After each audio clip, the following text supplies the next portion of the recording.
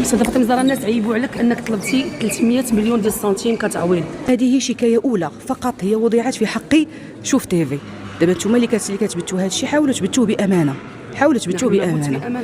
انا ما غاديش نتكلم في موضوع لسبب واحد، وغنجاوبكم من الناحيه القانونيه وغتفهموني. نتوما صعيب شويه انكم تفهموا من الناحيه القانونيه. شي ملي كان طبيعي غادي نمارس القانون، نتوما تخرقون القانون. تقدمنا بشكايه مباشره في المواجهه ديالكم، وهذه شكايه اولى طلبنا فيها 300 مليون. هذه شكايه اولى، مازال شكايات جايين. تعرضتي للاذيه، تعرضتي لواحد الهجوم، تعرضتي لواحد التشهير، تعرضتي لبزاف ديال الحوايج انك تقدم بشكايه مباشره في مواجهه مواقع التشهير.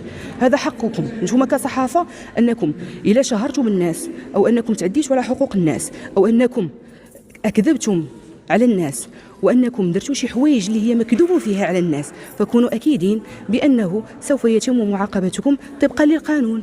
ما كاين شي حاجه سميتها الناس صغار والناس كبار، كاين شي حاجه انك تعرضتي فيها للتشهير، فالمحكمه ما سيموت في التعويض عن الضرر الحاصل لكل فرد من هذا الافراد.